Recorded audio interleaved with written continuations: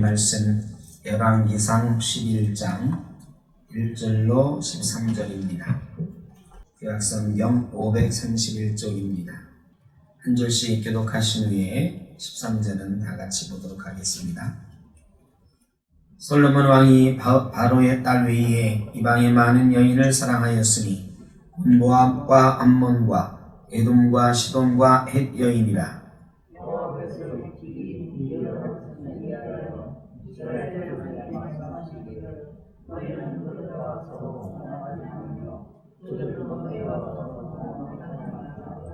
그들이 반드시 너의 마음을 돌려 그들의 손을 닦아내라.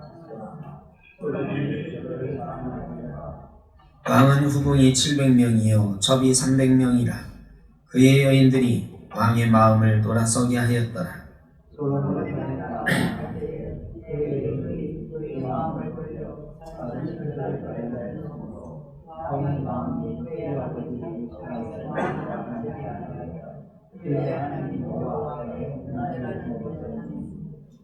이는 시돈 사람의 여신 아스타로스를 따르고 암몬 사람의 가증한 밀곰을 따릅니다. 솔로몬이 여호와의 눈앞에서 아들을 낳아 그의 아버지 다윗이 여호와를 눈물나게 낳았다는 모압의 가증한 그모스를 위하여 예루살렘 앞 산에 산당을 지었고 또 암몬 자손의 가증한 몰록을 위하여 그와 같이 하였으며 그가 또 그의 강한 여인들을 위하여 마라와 같이 그들의 자기의 신들에게 명령하며 제사하였다. 솔로몬이 마음을 돌려 이스라엘의 하나님 여호와를 떠나므로 여호와께서 그에게 진노하시니라. 여호와께서 일찍이 2번이나 그에게 나타나시고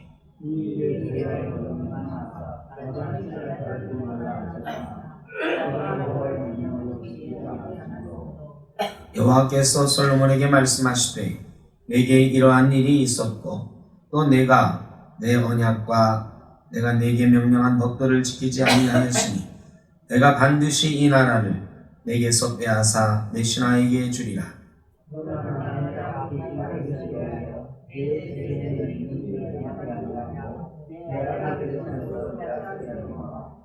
오직 내가 이 나라를 다 빼앗지 아니하고 내 종 다윗과 내가 택한 예루살렘을 위하여 한 지파를 내 아들에게 주리라 하셨더라. 아멘.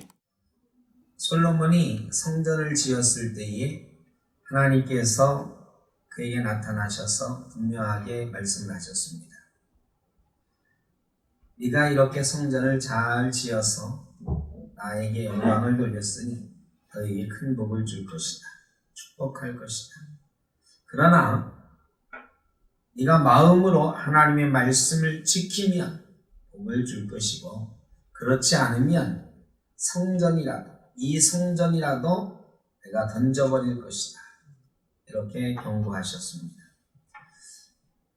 2번 그렇게 약속의 말씀을 주셨어요.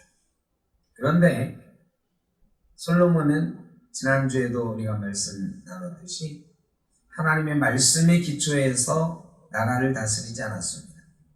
자기의 지식과 철학 그리고 비즈니스 또 외교적인 것 이런 것들로 나라를 강성하게 만들 수 있으리라 생각을 했고 일정 정도 그의 초반에는 그게 성공을 했습니다. 솔로몬 중기까지는 이스라엘이 굉장히 강력한 힘을 가지고 있었습니다. 근데 말년에는 그가 성짓는 일 이런 데 쓸 돈이 모자라서 나라 땅을 팔아 그 비용을 마련했다. 이런 기록도 있는 것을 보면 솔로몬의 외교, 또 솔로몬의 비즈니스 이런 것들은 중기까지 그에게 영화를 주었지만 나중에는 몰락하는 그런 모습을 보여주었던 것 같습니다. 솔로몬은 복받은 사람입니다. 솔로몬만큼 복받은 사람이 없죠. 주님께서도 드레핀 백화파를 보라 그러면서 솔로몬의 그 어떤 아름다운 옷도 입고만 못했다 이런 말씀을 하셨거든요. 이 땅에서 누린 영화 중에 제일 큰 영화를 누린 사람이 솔로몬이라고 알려져 있는 것입니다. 복을 받았죠. 그런데 그 복에는 조건이 있었던 복 아닙니까? 하나님의 말씀을 잘 지키면 그것이 대대손손 복이 될 것이고, 말씀을 지키지 못하면 성전이라도 던져버릴 것이다 그랬으니 그가 받은 복들이 다 던져지게 될 것이다, 버려지게 될 것이다 한 복이란 말이지.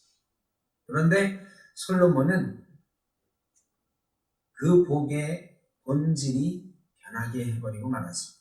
하나님과의 관계에 있을 때의 복인데 그것이 사랑과의 관계로 변질되게 만들고 말았어요. 그것을 우리가 지난주에 잠깐 겉모양을 봤고 이제는 속모양을 한번 보면 좋겠습니다. 솔로몬의 마음이 어떻게 되고 있었는가. 오늘 아예 본문의 제목을 11장에 보면 솔로몬의 마음이 여호와를 떠나다 그랬고, 저도 오늘 본문 제목을 솔로몬의 마음이 여호와를 떠나다 이렇게 정했습니다. 그의 마음이 물질에게 가고 사람에게로 가고 나서 그의 마음이 떠났다는 것입니다. 그런데 오늘 본문에서는 특별히 사람에게 쏠리는 마음 중에서 여인에게 쏠리는 마음, 이것에 대해서 말씀을 하고 있습니다. 바로의 딸 외에 이방의 많은 여인을 사랑하였으니 곧 모압과 암몬과 에돔과 시돈과 헷 여인이라 그랬습니다. 이 사랑하다라는 단어가 진짜로 마음을 다해서 사랑했다라는 것과는 다른 것 같아요. 많은 여인을 사랑했다? 이거는 마음을 다해서 사랑하는 열렬한 이런 사랑을 말하는 게 아니고 여인을 탐한 거죠. 육신의 쾌락을 탐한 거죠. 그것을 사랑이라고 잘못 생각한 거죠. 여기에는 배경이 있습니다. 애굽의 힘을 의지하기 위해서 애굽의 공주와 결혼을 했다 그랬어요. 처음에는 이 혼인 정책으로 혼인을 했어요. 그런데 혼인 정책으로 하다 보니까 후궁이 700명이 되고 첩이 300명이 됐어요. 이게 꼭 나라가 1000개나 됐기 때문에 그렇겠습니까? 아니에요. 처음에는 그런 명분을 가지고 시작했겠지. 나라를 이렇게 해서 저 나라하고 결혼해서 우리나라를 좀 튼튼히 하자는 얕은 꾀가 있었을 것입니다. 그러다가 제 꾀에 제가 넘어간다고 어떻게 됐냐, 지 마음을 빼앗겨 버린 거죠. 지 마음을 새로운 여인을 만나는 일, 새로운 여인과 결혼하고 잠자리 하는 일에 마음을 빼앗겨 버린 거예요. 여러분, 솔로몬의 원래 부인은 누구였을까요? 솔로몬의 원부인. 성경에 솔로몬의 원부인은 누구다 이런 말이 잘 안 나와. 그죠? 솔로몬의 부인은 누구였다는 말이 여러분 들어본 적 없을 거예요. 근데 솔로몬의 부인이 누구예요? 원래? 강원사님, 솔로몬 부인이 누구예요? 솔로몬 부인은 술람미 여인이 솔로몬 부인이에요. 아가서에 나오잖아요. 나의 사랑 나의 신부야, 나의 어여쁜 자야. 이게 솔로몬의 원래 마음이에요. 근데 이 술람미 여인은 예쁜 여자예요, 안 예쁜 여자예요? 안 예쁜 여자예요. 사실은 술람미 여인은 아가서를 자세히 보면 얼굴이 까무잡잡하고 이 시골의 처녀예요. 여러분, 시골의 처녀가 왜 얼굴이 까무잡잡할까? 옛날에는 여인들도 다 양을 쳤거든요. 모세가 미디안에서 자기 부인 만날 때 양치는 여인들 만났잖아요. 이 여인들도 들판에 나가서 일도 하고 양도 치고 막 이랬던 때 여인들이 훨씬 더 남자들보다 사실은 그런 일들을 허드렛 일을 많이 했어요. 술람미 여인도 어렸을 때부터 집안일하고 양치고 들판에 나가 일하고 하면서 얼굴이 까맣게 탄 여자였어요. 그런데 솔로몬이 마음으로 그 여인을 사랑할 때는 그 여인이 너무너무 아름답고 세상에 이런 사람이 없어. 나의 사랑, 나의 어여쁜 자야, 일어나 함께 가자 했던 여인이에요. 그런데 그게 잠깐 애국 여인과 결혼하고, 여러분 애국 공주가 예쁠까요? 술람미 여인이 예쁠까요? 이게 본바탕은 어떤지 몰라도 딱 보기에는 애국 여인이 예쁘지. 공주로 자라는데 얼마나 꾸미고, 요즘 저는 성형수술은 안 했다 하더라도 어땠겠어요? 거기다가 모압, 암몬 뭐 이런 데서 솔로몬하고 결혼하면서 자기 딸을 보내면서 예쁘게 치장하고 그중에 예쁜 딸 골라서 보내고 이랬겠죠. 솔로몬 마음을 잡으려. 이러면서요, 술람 여인에 대한 사랑, 외모를 보지 않고 그 마음을 보던 사랑은 없어지고 이제 점점 색에 취하게 됩니다. 겉모양에 취하게 됩니다. 겉모양의 마음을 빼앗겨 버리게 된 거죠. 임금이 여인에게 마음을 뺏기면 후궁이 700에 첩이 300이나 된다 그러면, 이건 해도 물론 의자왕은 3000궁녀가 있었다 그러지만 궁녀잖아요. 궁녀 3000궁녀하고 1000명의 부인하고 이건 다른 거잖아요. 근데 부인이 1000명이 부인이 1000명, 첩이 1000명이죠.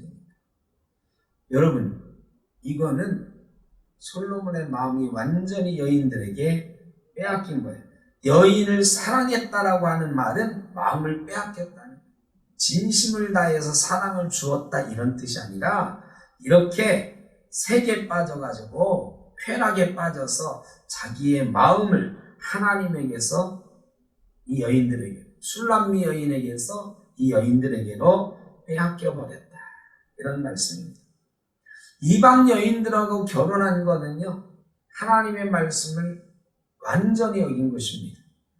오늘 본문에도 여호와께서 일찍이 이 여러 백성에 대하여 이스라엘 자손에게 말씀하시기를 너희는 그들과 통혼하지 말며 그들도 너희와 서로 통혼하게 하지 말라. 그들이 반드시 너희의 마음을 돌려 그들의 신들을 따르게 하리라. 그러니까 하나님께서 신명기 7장에 통혼금지법을 만드셨어요. 신명기 7장에 보면 이방인하고는 절대로 통혼하지 말라는 법을 만드셨어요. 그런데 이스라엘 사람들이요, 솔로몬 시대부터 이것을 어기기 시작했어요. 완전히 깨졌습니다. 그리고 그들이 언제 이것을 회복했느냐? 바벨론 포로에서 돌아와가지고 에스라 시대 때 이방 여인하고 결혼해서 살고 있는 사람들 어떻게 했어요? 다 돌려보내게 했어요. 여러분, 이스라엘이 솔로몬 시대부터 포로기 이후에 돌아왔을 때까지 거의 400년간, 400년도 더 된 거죠. 450년 정도의 기간 동안 완전히 이방 여인들하고 통혼하면서 섞여서 살았습니다. 물론 포로기 이후에는 훨씬 더 심했지만 솔로몬이 그 원칙을 깬 거예요. 그 전까지는 이방인하고 통혼하는 것 허용되지 않았어요. 절대로 안 되는 일이었어요. 근데 왕이 그거를 깨뜨렸다면, 왕이 깨뜨리니까 나머지는 더 말할 것도 없잖아요. 왜 그랬느냐? 하나님께서 왜 이방인하고 통혼하지 말라고 그랬어요? 마음을 빼앗기게 될 것이다. 마음을 빼앗기게 될 것이다.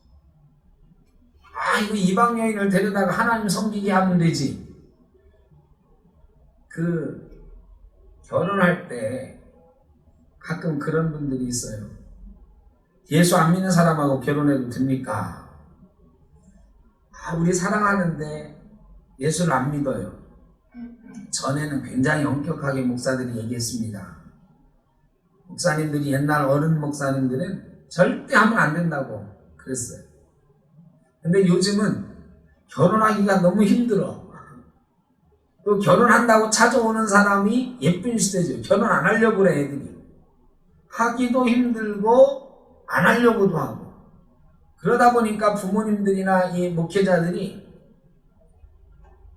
예수를 좀 덜 믿어도, 아니 믿는 척만 하는 사람인 걸 뻔히 알면서도 그래 결혼해라, 결혼해서 예수 잘 믿어라, 이렇게 덕담 한마디 하고 허용합니다. 그런데 그 사람들이 결혼하고 예수 잘 믿는 경우는 죄송합니다만 저도 그런 주례를 몇 번 했어요. 제가 주례를 꽤 여러 번 한 편인데 그 중에 그런 주례도 있었어요. 안 믿는 사람하고 결혼하는 거. 근데 한쪽이 예수 믿으니까 그래도 목사가 주례를 했어요. 근데 제가 주례한 사람들 이렇게 보면 그 중에 교회 잘 나간 사람 거의 없어. 신앙생활 잘하는 사람 거의 없어. 신앙생활 잘하는 사람들끼리 결혼한 사람들 신앙생활 잘해. 그런데 한쪽이 예수 안 믿던 사람, 제가 이거 AS 해줘야 되는가 주님 다시 한번 해야 돼. 예수 잘 안 믿어요. 교회 잘 안 다녀. 여러분, 그래서 옛날 어른들은 예수 안 믿는 사람은 절대 안 돼 이런 고집이 있었어요. 저희 부모님 시대도 다 그랬잖아요. 부모님이 저희들한테 첫째 조건이 예수 잘 믿는 사람이에요. 예수 잘 믿는 사람. 근데 요즘은 우리 예수 믿는 부모님들이 많이 양보해요. 왜? 결혼을 못 하는데, 아니 안 하는데 한다고만 하면 감지덕지고 막 그러니까 예수 안 믿는 사람 데려와도 그래 살다 보면 예수 믿게 되겠지. 그러다가 신앙 놓쳐버려요. 여러분, 그래도요 예수 안 믿는 남자랑 예수 잘 믿는 여자랑 결혼하면 조금 나아. 시간이 좀 오래 걸리지만 여자가 예수 잘 믿는 사람이고 남자가 예수 잘 안 믿는 사람은 나중에는 여자가 이겨요. 대부분. 남자가 언젠가는 예수 믿게 돼. 근데 남자가 예수 잘 믿고 여자가 예수 안 믿는 여자가 결혼하면은 희한하더라고. 예수 잘 안 믿게 돼. 그 신앙 좋던 남자가 언제부턴가 신앙이 좀 희미해지더라고. 그리고 나중에는 안 보여요. 이런 경우를 많이 봤어요. 예수 믿는 남자가 자기 부인, 자기 아내 예수 안 믿는 것 때문에 울면서 기도하고 기도 제목 내놓고 이런 거를 제가 별로 본 적이 없어요. 그런데 예수 잘 믿는 여인들은 막 10년, 20년 기도 제목으로 내놔. 제가 남편을 위해서 20년 기도했습니다. 10년 기도했습니다. 이게 되더라고요. 솔로몬은요, 여인들을 데려왔어요. 이 여인들이 하나님을 잘 섬길 수 있으리라 생각했을지 몰라. 처음에 솔로몬은 자신이 있었을 거예요. 내가 솔로몬인데 이 여인들 마음 하나 못 잡을까? 이 여인들 우리 땅에 오면 하나님을 섬기게 해야지, 하나님의 법도대로 살게 해야지 했을지 몰라요. 그런데 첫 번째부터 꼬이잖아. 애국 공주를 데려다가 지 맘대로 할 수가 있어요? 안 되잖아. 옛날에 원나라 공주, 우리나라의 고려 임금들하고 결혼하고 막 그랬잖아요. 그 공주들 우리나라 임금님이 마음대로 했나요? 마음대로 못했거든. 그랑 똑같아요. 바로왕의 딸이 솔로몬에게 요구하는 것들이 많이 생깁니다. 그러니까요, 제일 첫 번째 첩이 말하면 형님이지. 형님이 하는 것을 보니까 신당도 따로 만들어주고 막 이러거든. 그 다음에 모압 공주도 그러고 에돔 공주도 그러고 다른 나라 여인들마다 다 저 형님은 해주면서 나는 왜 안 해줘요? 이 잠자리 성사를 하는 거죠. 백엔잎 성사. 솔로몬이요, 하나둘 넘어가 있어. 그들에게 마음을 뺏겨 산당 져줄게. 그거 져주지 뭐. 그거 얼마나 된다고. 나 돈 많아. 그거 애들한테 명령하면 며칠이면 져. 뭐 이렇게 했지. 그래서 그 모든 여인들이 하자는 대로 했다. 이렇게 성경은 기록하고 있습니다. 여기 계신 분들이야 이미 자녀들이 되게 출가하고 가정을 이루었지만 민집사님은 아직 멀었지. 민집사님은 나중에 승고 장가 갈 때 첫 번째 조건이 그거예요. 예수 믿는 여자야 돼. 이거 잘 지켜. 이거 못 지키면 우리 다음 때에 아니면 그 다음 때에 우리 가문이 예수 믿는 가문일지 아닐지 몰라요. 예수 잘 믿는 사람끼리 결혼해도 요즘 젊은 사람들 신앙생활 잘 안 하는 판인데 예수 잘 믿는 사람 급해가지고 결혼하는 것만도 감지덕지 하면 안 돼요. 신앙생활로부터 그 결혼이 출발하도록 해줘야 됩니다. 여인들이 산당을 짓고 자기 신들을 섬기기 시작하니까요. 참 무서운 일이 생기죠. 솔로몬이 여인들한테 니들 마음대로 해 여기서 끝날 줄 알았는데 그 중에 한 여인이 나 오늘 예배하러 가는데 나랑 좀 같이 가요. 여러분 잠자리 송사하는 거죠. 여인들 중에 정말 마음에 드는 여인이 있어. 이 여인하고 옛날에 장희빈처럼 뭐 하여간 임금의 마음을 확 사로잡은 사람이 있었나 봐요. 송사를 하는 거죠. 나 내일 예배하러 산당에 갈 건데 임금이 나랑 좀 같이 가지. 야 내가 왜 가? 나는 하나님을 섬기는 거야. 너 니들 신 섬기는 거 너한테 허락해 준 것만 너 감사해라. 처음에는 아마 그랬을 거예요. 틀림없이. 솔로몬이 안 그랬을 리가 없어요. 그런데요 잠자리에서 꼬시고 또 꼬시니까 끝내는 넘어가. 그래 네 소원이라도 내가 한번 가줄게. 내가 하나님을 섬기는 사람이지만 그래 내가 니를 신 앞에 한번 가준다. 나는 밖에 있을 테니까 너 예배해라. 아스다롯에게 그모스에게 밀곰에게 전하러 가요. 솔로몬이 처음에는 그 산당에 안 들어갔겠지. 체면이 있지요. 그래도 솔로몬인데. 근데 몇 번 따라가다 보니까 어떻게 막 팔 잡고 끌어당기는 예쁜 첩이 말이죠. 임금이 하면서 꼬셔요. 결국은 아스다롯 앞에 가서 전하게 돼요. 천하의 솔로몬이 아스다롯 앞에 전하, 그모스 앞에 전하, 밀곰 앞에 전하게 돼요. 오늘 성경은 솔로몬이 그렇게 무너져가는 것을 보여줍니다. 여러분 하나 넘어가면 둘 넘어가요. 둘 넘어가면 나중에는 다 넘어가는 거예요. 우리가 지켜야 되는 원칙이 있어요.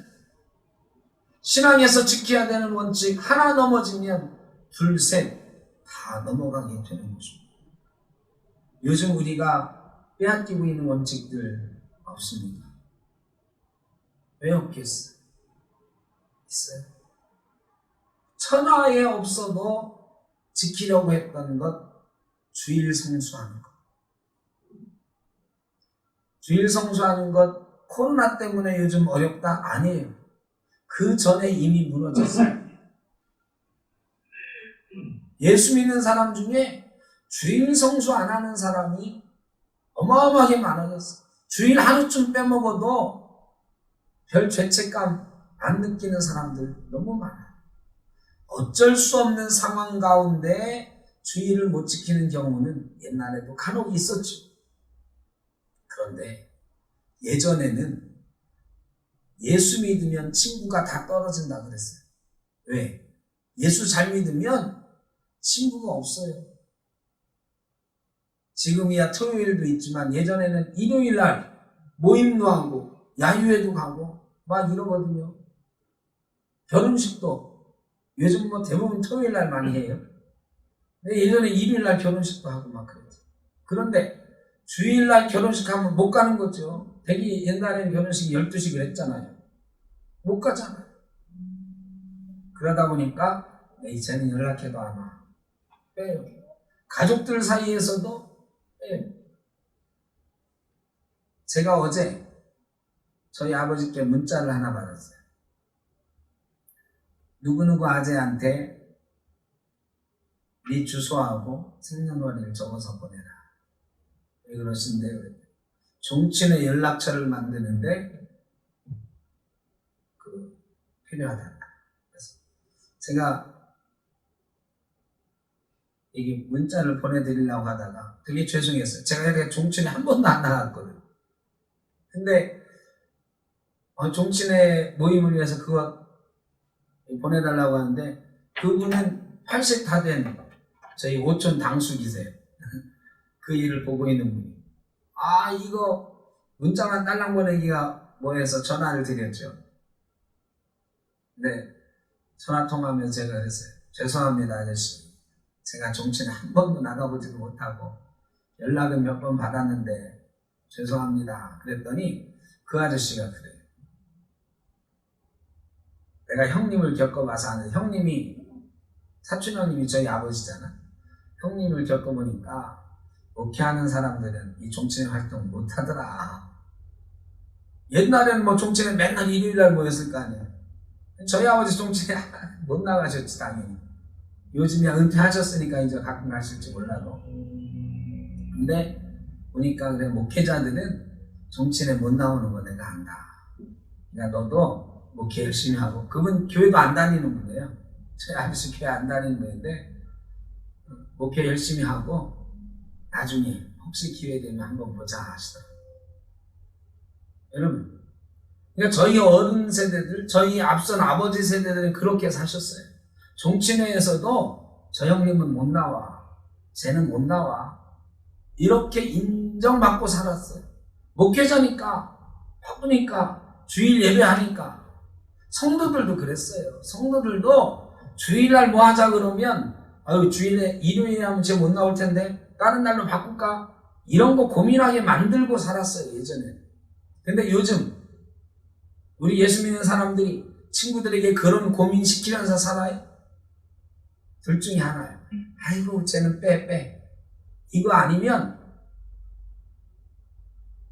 야 쟤는 있으나 마나, 그러니까 일요일날 그냥 해. 아이 쟤 뭐 신경 쓰고 뭐 있어. 아니면 쟤 일요일 해도 괜찮아, 쟤 가끔 나오는데 뭐, 이런 거죠. 여러분, 얘를 쟤는 없어도 괜찮아 이런 소리 듣기 싫으니까 어떻게 하느냐? 쟤 일요일 해도 괜찮아, 일요일 하니까 잘 나오던데 뭐, 이 소리 듣게 됐어요. 옛날에는요 죽었다 깨나도 안 되는 거였거든요. 근데 요즘은 일요일 해도 예수 믿는 사람도 괜찮더라 이 소리 들어요. 우리가 그렇게 만들었어요.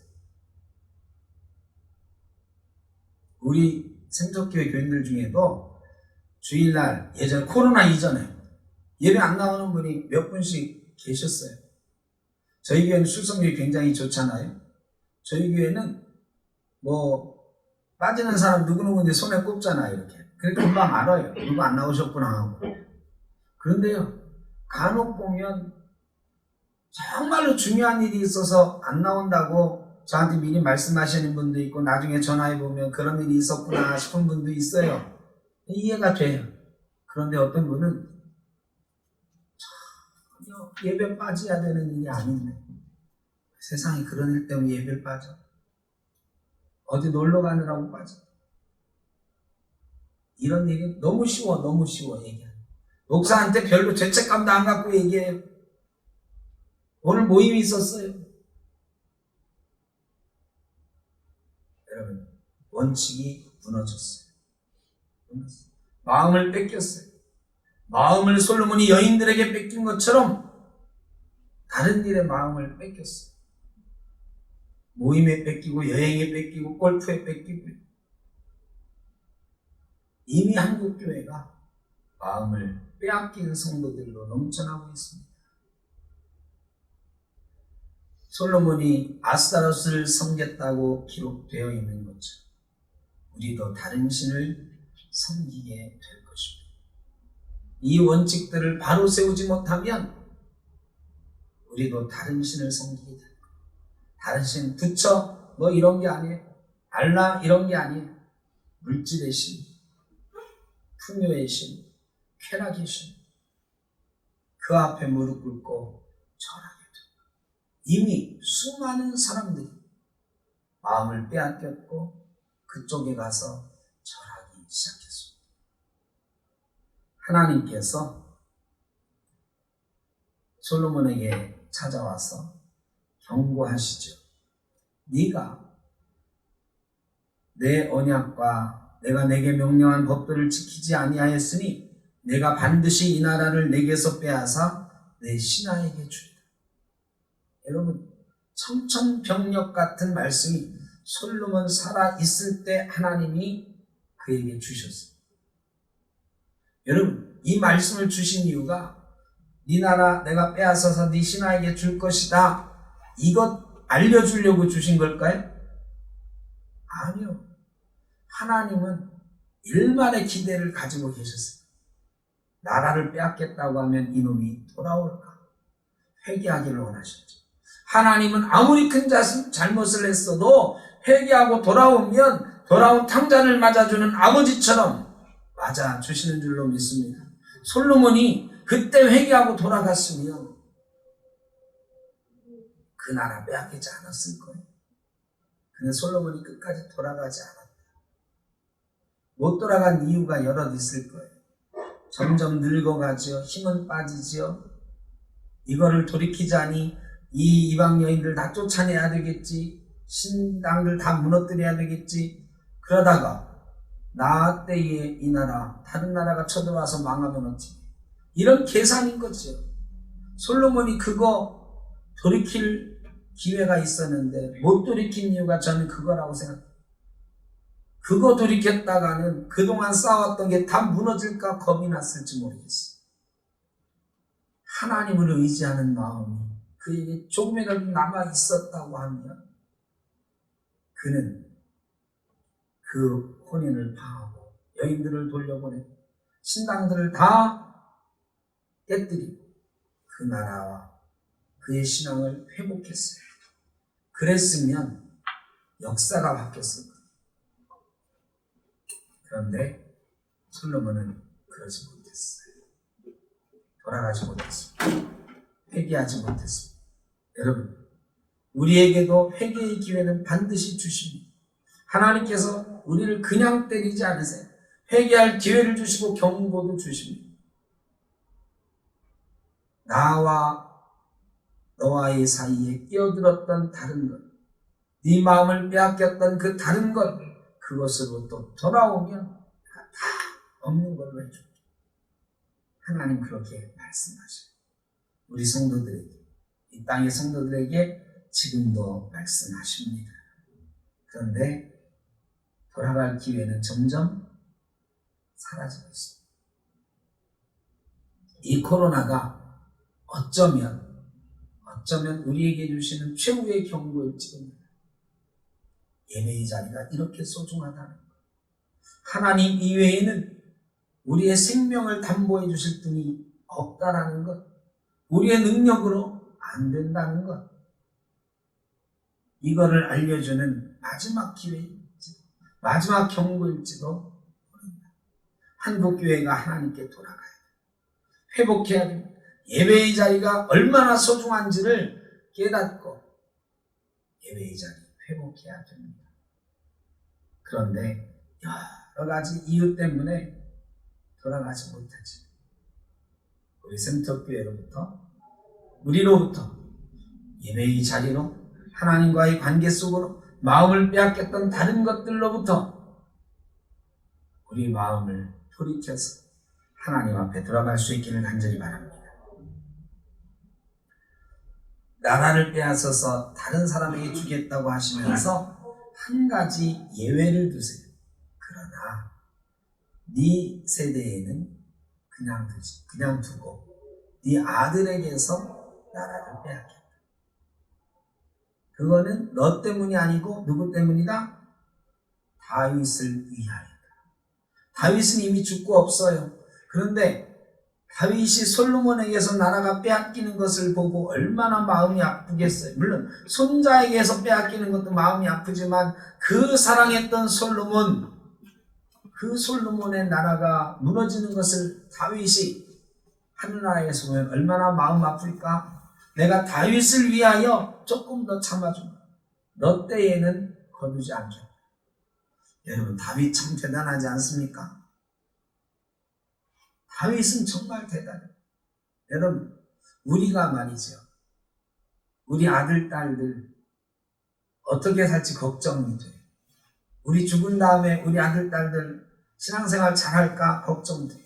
그런데요, 우리 아들, 딸들 세대까지는 이거 그냥 좀 비약입니다. 꼭 그렇다는 건 아니고 우리가 책임질 수도 있겠다. 우리 아들, 딸들 세대만큼은 하나님이 나를 보시고 좀 봐줄 수도 있겠다, 이런 생각이 들어요. 근데 우리가 다윗처럼 산다는 전제가 있어야 되는 건데, 제가 다윗처럼 살겠습니까마는, 그래도 우리가 다윗처럼 하나님 앞에 설 수 있다면 혹시 우리 아들, 딸들은 나 때문이라도 하나님이 봐주실 수도 있겠구나, 이런 희망도 좀 있습니다. 자식은 부모가 살릴 수 있습니다. 솔로몬은 다윗 때문에 살았어요.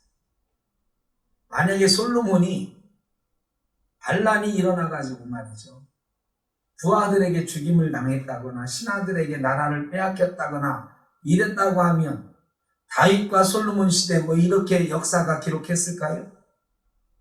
솔로몬이 아무리 부귀영화를 누렸어도 신하들이 반란을 일으켜가지고 왕조에서 쫓겨나왔다고 하면, 혹시 죽임을 당했다면 솔로몬만큼 불행한 인생은 없었다고 기록을 했을 건데, 그래도 우리가 솔로몬 얘기할 때는 그래도 솔로몬의 영화로 기억을 하잖아요. 그게 누구 때문이냐? 다윗 때문이다. 오르지 않아 다윗 때문이에요. 솔로몬도 망했어야 돼요. 솔로몬도 하나님께 벌 받았어야 되는데 자기 세대에는 벌을 안 받았어. 누구 때문에? 아버지 덕분에. 우리가 그런 아버지, 그런 어머니 될 수 있지 않을까, 돼야 되지 않을까, 이런 생각해 봅니다. 그리고 또 하나 예배를 드셨는데, 이 자식이 나라를 빼앗길 건데 나머지 11지파는 다 떠나, 10지파는 떠나도 한 지파는 너에게 남겨줄 거다. 유다 지파는 남겨줄 거다. 여러분, 다윗의 나라는 영원할 것이다. 다윗과 했던 약속을 기억하신다 그랬어요. 여러분, 하나님 대단하시지 않습니까? 다윗하고 했던 약속, 다윗에게 그렇게 말할 수도 있어. 내가 너랑은 약속했는데 네 아들이 하도 저질안하니까 내가 그 약속 못 지키겠다 할 수도 있잖아. 근데 다윗하고 했던 약속 때문에 한 지파는 남겨주겠다. 그리고 그 지파에서 예수 그리스도가 나오게 하셨어. 놀라운 일 아닙니까? 솔로몬의 역사가 아니고 다윗의 역사. 솔로몬과의 약속이 아니고 다윗과의 약속.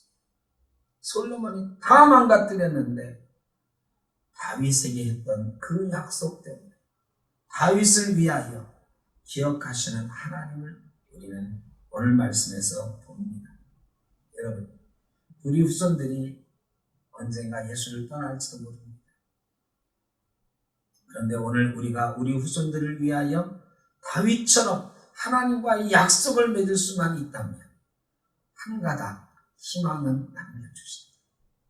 메시아가 오는 통로를 유다 지파를 통해서 남겨주셨던 것처럼 우리를 위해서도 하나의 통로는 남겨주실 것입니다.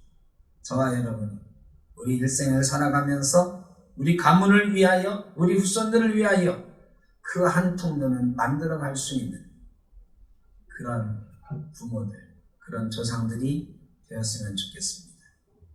원칙을 무너뜨리지 않았으면 좋겠지만 이미 무너져가고 있는 이 한국교회 우리 성도들을 보면서 우리 후손들의 모습은 어떨까 안타깝게 생각을 해봅니다.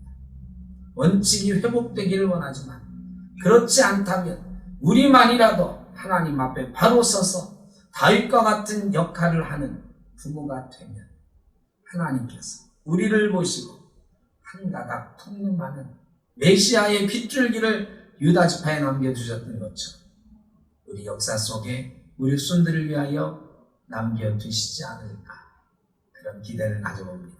저와 여러분이 그런 통로를 만들어가는 조상들 되기를 주의 이름으로 축복합니다. 기도하겠습니다. 사랑의 아버지 하나님, 참으로 부족하고 연약한 저희들입니다.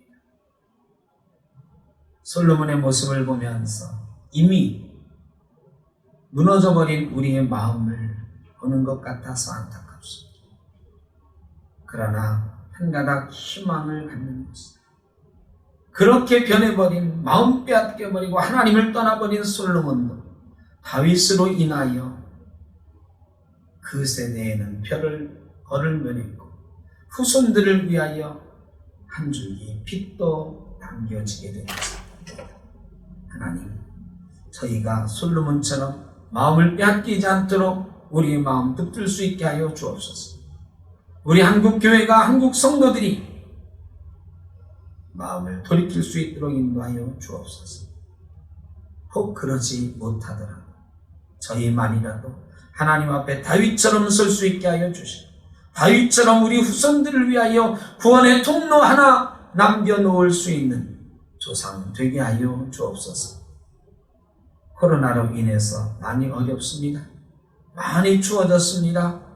우리 성도님들 흩어져 있는 곳곳에서 위축되지 않게 하여 주시고, 하나님의 성전을 기억할 수 있게 하여 주시고, 약속을 기억할 수 있게 하여 주시고, 하나님 말씀 붙들고 세상에 마음 빼앗기지 않고 오늘도 승리하는 하루가 되도록 주님 복내려 주옵소서.